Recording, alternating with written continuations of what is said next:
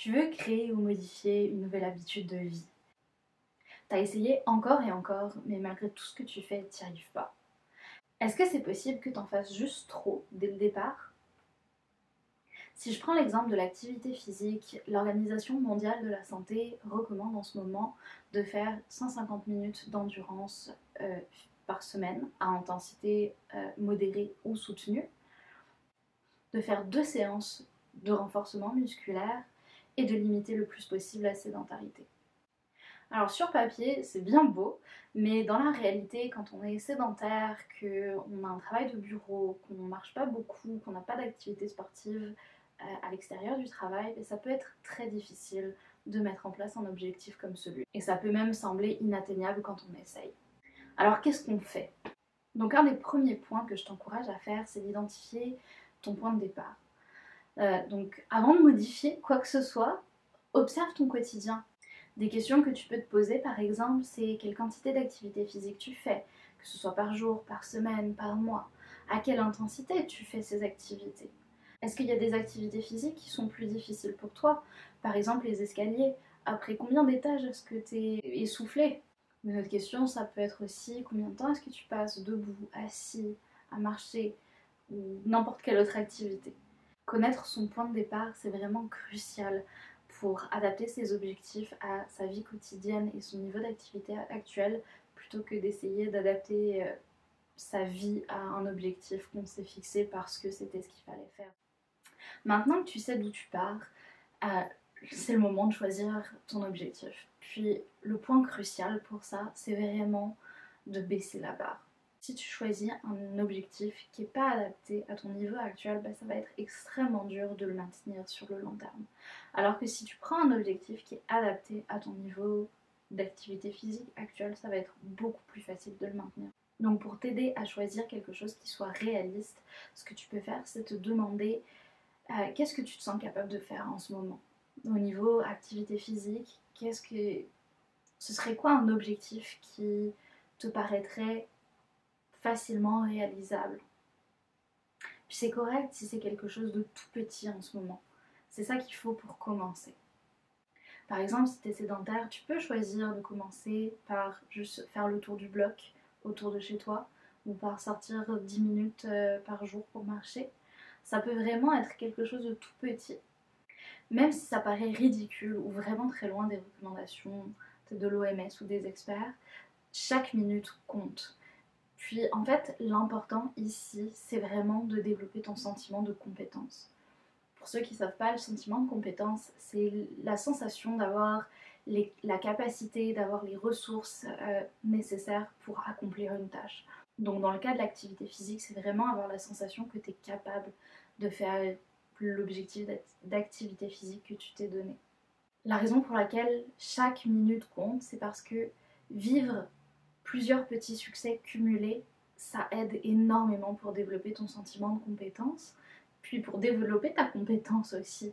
Parce que si tu apprends par exemple une danse ou un sport quelconque, au début, ça se peut qu'il y ait vraiment un manque de compétences, ce qui est normal dans toute compétence qu'on apprend.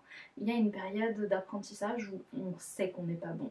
Donc y aller avec un objectif plus petit, c'est plus facile, c'est plus réaliste et ça nous amène à vivre plus souvent des petites victoires que si on se fixe un gros objectif qui est inatteignable et pas réaliste avec nos capacités du moment et qui va nous amener sentiment d'échec après sentiment d'échec et qui va plutôt nous décourager.